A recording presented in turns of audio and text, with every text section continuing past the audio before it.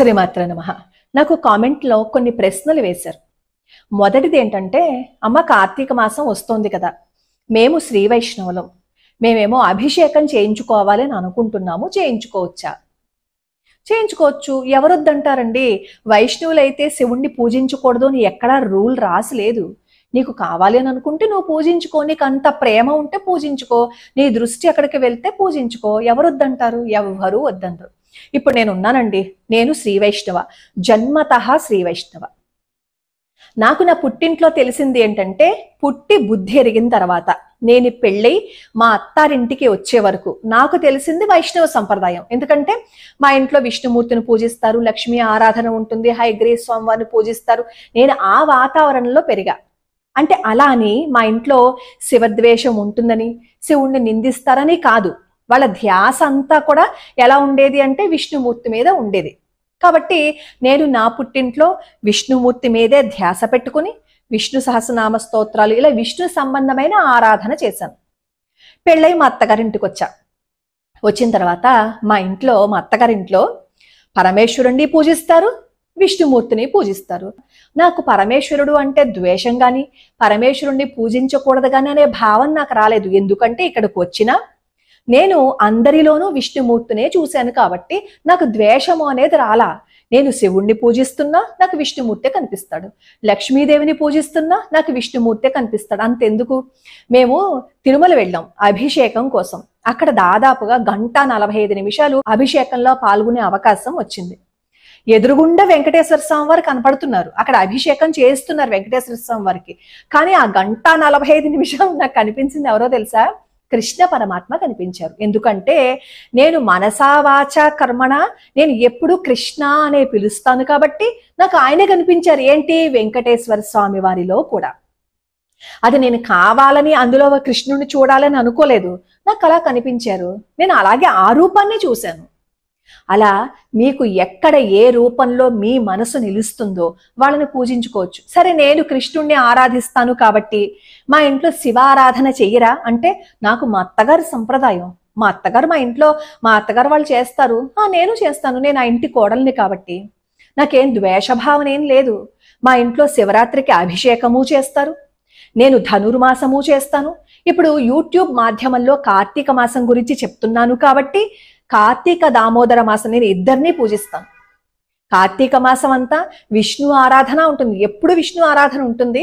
కానీ కార్తీక మాసంలో శివారాధన కూడా చేస్తాను. నేను చెప్తున్నాను కాబట్టే ప్రతిరోజు నేను కూడా దీపారాధన చేస్తూ నేను మీకు చెప్తాను అనమాట, మీరు ఇది చెయ్యండి అని. ఎందుకంటే పరమాచార్య స్వామి వారు ఏం చెప్తారంటే, నువ్వేం చేస్తావో అది చెప్పు, నువ్వు చెప్పేదే నువ్వు చెయ్యి అంటారు. కాబట్టి నేను ఆచరిస్తూ చెప్తాను ఏదైనా సరే.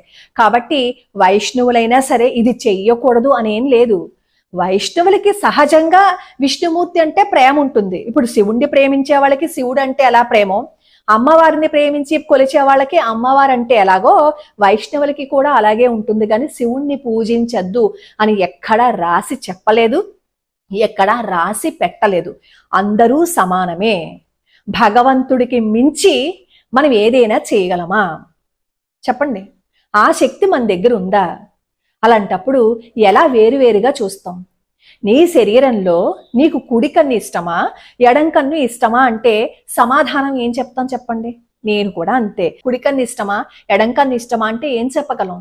నీకు అమ్మ ఇష్టమా, నాన్న ఇష్టమా అంటే ఏం చెప్తాం కదా?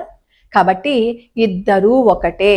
వేరు భావనతో దయచేసి చూడకండి. సరే, ఇంకొక కామెంట్ ఏంటంటే, పూజా మందిరంలో అన్ని ఫొటోస్ ఉండొచ్చా, ఉండకూడదు అని చెప్తున్నారు. ఉండొచ్చా? ఇప్పుడు మా ఇంట్లో అంటే నేను ఆచరించి చెప్పాలి కాబట్టి చెప్తున్నాను. మా పూజా మందిరం చూసారని అనుకోండి, బావో ఇన్ని ఫోటోలా, ఇన్ని విగ్రహాలా అంటారు. ఎందుకంటే మా పూజా మందిరంలో అన్ని ఉంటాయి. అస్తమానం అందరూ అంటారు, అందరూ దేవుణ్ణి చూపిస్తారు, వాళ్ళ పూజా గదిని చూపిస్తారు, మీరెందుకు చూపించరు అని అడుగుతారు.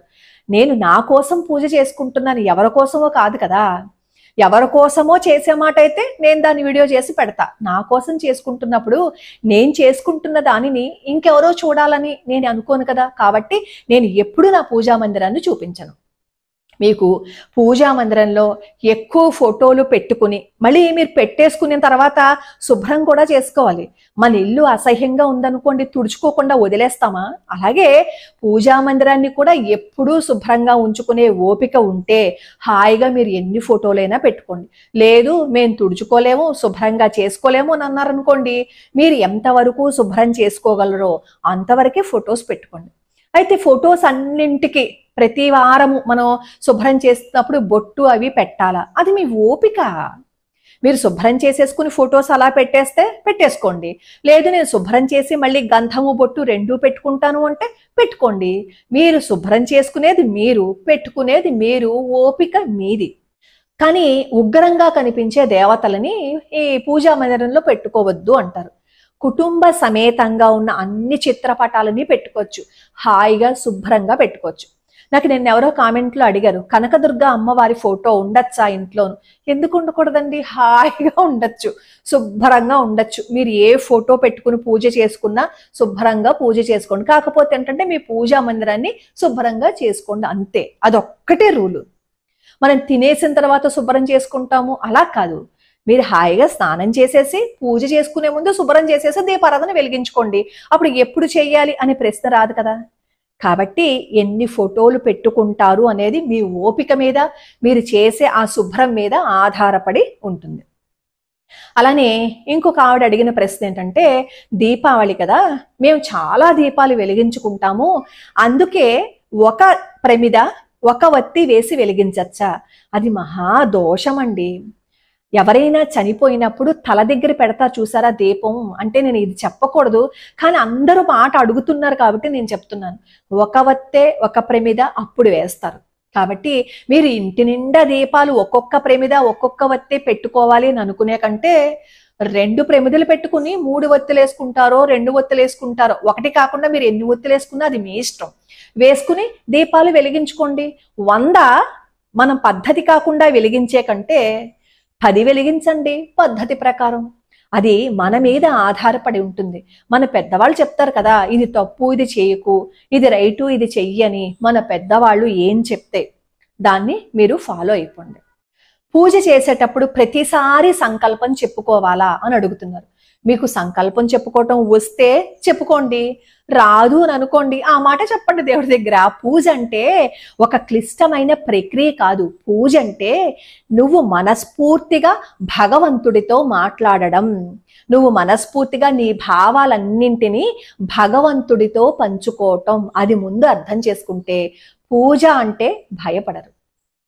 లోకా సమస్తా సుఖినో భవంతు, సర్వే జనా సుఖినో భవంతు.